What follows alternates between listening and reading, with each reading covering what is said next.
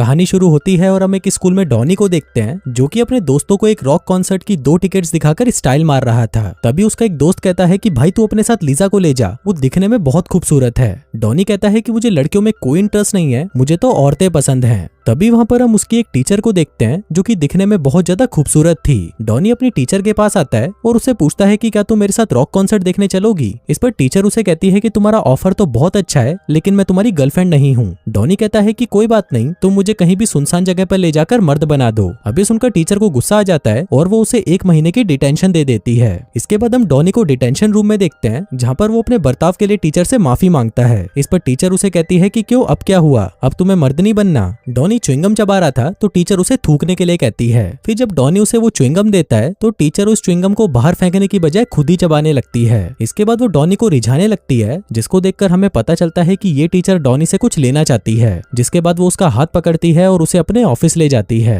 बाकी दोस्तों वहाँ पर क्या हुआ होगा ये सब आप लोग अच्छे से जानते हो। अब इसके बाद से टीचर को डॉनी के साथ मस्ती करने की आदत हो जाती है और वो दिन रात सिर्फ उसके साथ इंटीमेट होती रहती है। फिर एक दिन जब स्कूल का फंक्शन होता है तो वहाँ पर भी टीचर डॉनी के साथ इंटीमेट हो रही होती है, जिसकी आवाज भी बैक स्टेज से सभी को सुनाई दे रही थी। तभी स्कूल का प्रिंसिपल पर्दा हटाने को कहता है और सभी देखते हैं कि वहाँ पर डॉनी अपनी टीचर के साथ इंटीमेट हो रहा था।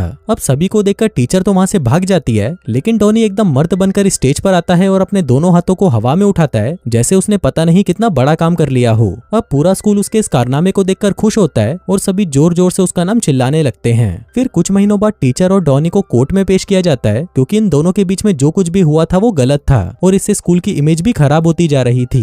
फिर जज सजा सुनाने के लिए टीचर को खड़ा होने के लिए कहती है, लेकिन हम देखते हैं कि टीचर सही से खड़ी नहीं हो पा रही थी क्योंकि अब वो प्रेग्नेंट हो चुकी थी। फिर जज टीचर से कहती है कि तुमने जो कुछ भी किया उसका तुम्हें कोई पछतावा नहीं और तुमने अपने स्टेटमेंट में लिखा है कि मैं डॉनी के साथ ये सब बार बार करना चाहती हूँ क्योंकि सिर्फ वही अकेला मर्द है जो मुझे चरम सुख की प्राप्ति दे सकता है। अब जज टीचर को 30 साल की सजा सुना देती है और कहती है कि जब इसका बच्चा होगा तो उसकी कस्टडी डॉनी को दी जाएगी। इसके बाद से ये खबर पूरे शहर में फैल जाती है और देखते ही देखते डॉनी बहुत ज्यादा फेमस हो जाता है, एक ऐसा बच्चा जिसने अपनी टीचर को प्रेग्नेंट कर दिया। अब हर टीवी चैनल पर उसका इंटरव्यू लिया जाता है जिससे उसे खूब पैसे मिलते हैं, लेकिन डॉनी एक लापरवाह और बकलोल इंसान था और वो उसे मिले हुए पैसों को अय्याशी और लड़कियों में उड़ा देता है और इसी की वजह से उसका बेटा भी अब उसे छोड़कर जा चुका है। फिर कुछ सालों बाद हम डॉनी को देखते हैं जो कि अपने एक वकील दोस्त के पास जाता है, जहाँ पर उसका दोस्त उसे कहता है कि तुमने 94 के बाद से अभी तक अपना टैक्स नहीं भरा, तुम्हें $43,000 का टैक्स भरना है, वो भी 1 हफ्ते में, नहीं तो तुम्हें 3 साल की जेल हो सकती है। अब ये सुनते ही डॉनी का दिमाग खराब हो जाता है और वो अपने दोस्त को कहता है कि मेरे पास तो सिर्फ $20 हैं। इस पर उसका दोस्त कहता है कि अब तुम्हारे पास सिर्फ एक ही रास्ता है। जिसके बाद वो उसे एक मोटे की फोटो दिखाता है और उसे कहता है कि ये मोटा मैराथन में दौड़ने वाला है और अगर ये जीत गया तो तुम्हें $1 के बदले 8,000 मिलेंगे। वो कहता है कि मुझे लगता है कि ये आदमी जीत सकता है।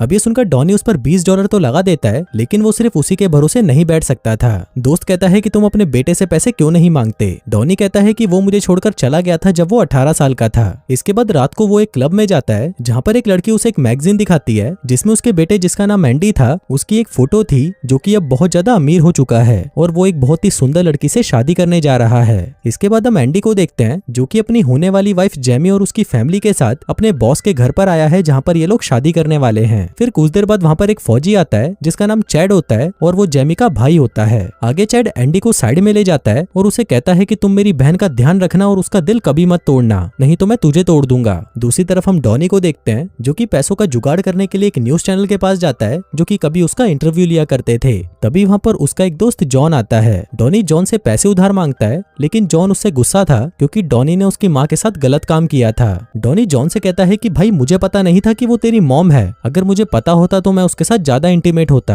अब ये बस सुनकर जॉन को गुस्सा आ जाता है और वो दोनों आपस में झगड़ने लगते हैं। तभी वहाँ पर उस चैनल का बॉस आता है जो डॉनी को अपने रूम में ले जाता है और उसे कहता है कि अब तुम्हारी कहानी में लोगों को कोई इंटरेस्ट नहीं और अगर तुम्हें पैसे चाहिए तो तुम्हें अपने बेटे को उसकी माँ से मिलवाने जेल में ले जाना होगा, वो भी हम लोगों के कैमरे के सामने, जिसके बदले हम तुम्हें $50,000 देंगे। अब ये सुनकर वो अपने बेटे का पता निकालकर सीधा उसके बॉस के घर पहुंच जाता है, जिसको देखते ही उसका बेटा घबरा जाता है और सभी को बताता है कि ये मेरा दोस्त है। दरअसल एंडी ने सभी को बता रखा था कि उसका बाप मर चुका है ताकि किसी को ये पता ना चले कि वो एक हफ्सी टीचर की नाजायज औलाद है। अब सभी लोगों को डॉनी इतना पसंद आ जाता है कि वो उसे शादी तक वहीं रुकने को कहते हैं। इसके बाद एंडी डॉनी को उसका रूम दिखाता है और कहता है कि अब तुम्हें पता चल गया कि मेरे पास पैसे हैं तो तुम यहाँ पर पैसे मांगने आ गए। अभी सुनकर डॉनी गुस्सा हो जाता है और अपने बेटे को डांटने लगता है। इसके बाद वो एंडी से कहता है कि तुम जेल जाकर अपनी माँ से मिलाओ, वो तुम्हें बहुत याद कर रही है। लेकिन एंडी उसे मना कर देता है और कहता है कि मैं अपनी शादी को छोड़कर कहीं नहीं जा रहा। फिर अगले दिन पार्टी में एक आदमी डॉनी को पहचान लेता है कि ये वही लड़का है जिसने अपनी टीचर को प्रेग्नेंट किया था।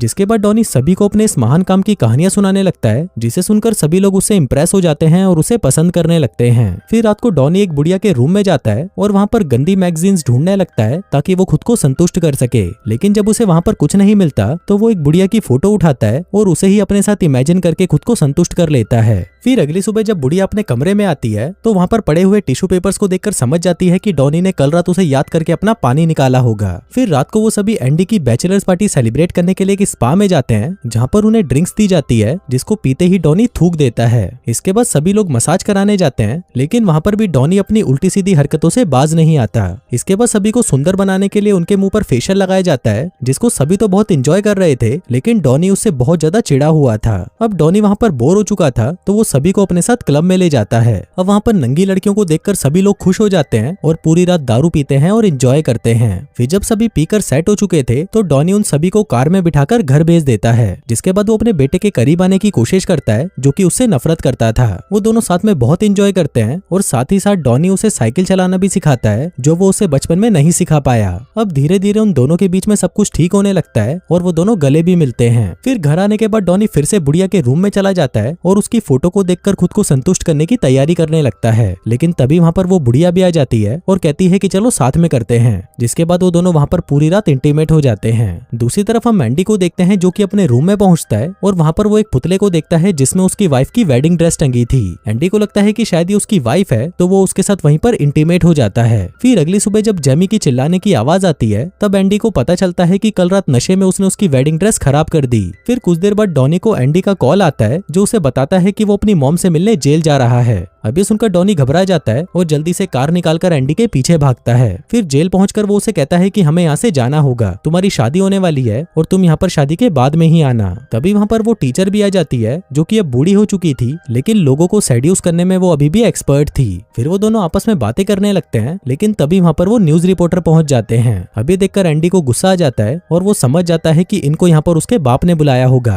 अब वो गुस्सा होकर वहाँ से जाने लगता है और यहीं से इन दोनों का रिश्ता वापस से खराब हो जाता है। फिर घर आकर डॉनी अपना सामान पैक करके वहाँ से जाने ही वाला था, लेकिन तभी उसे नीचे से किसी की बातें करने की आवाज आने लगती है। वो नीचे झांक कर देखता है तो उसे पता चलता है कि ये जेमी है, जिसका अफेयर उसके बॉस के साथ चल रहा है। अब ये जानकर वो एंडी के पास जाता है और उसे कहता है कि तुम्हारी वाइफ तुम्हें धोखा दे रही है और उसका अफेयर तुम्हारे बॉस के साथ चल रहा है। लेकिन तभी वहाँ पर जेमी आती है और कहती है कि मेरा किसी के साथ कोई अफेयर नहीं चल रहा, मैं तो बस एक राइटर से बात कर रही थी हमारी शादी के बारे में कुछ लिखने के लिए। अब यहाँ पर डॉनी गलत साबित होता है और वहाँ से चला जाता है। लेकिन तभी वो वहाँ से जाने से पहले जेमी से माफी मांगना चाहता था, इसलिए वो उसके लिए आइसक्रीम लेकर उसके रूम तक जाता है। लेकिन जब वो उसके रूम के बाहर पहुंचता है तो उसे अंदर से जेमी के चिल्लाने की आवाज सुनाई देती है। अब जेमी चिल्ला क्यों रही थी ये जानने के लिए वो खिड़की से अंदर घुस जाता है। तभी वो देखता है कि जेमी किसी के साथ इंटीमेट हो रही थी और वो आदमी और कोई नहीं बल्कि उसी का भाई चैड था।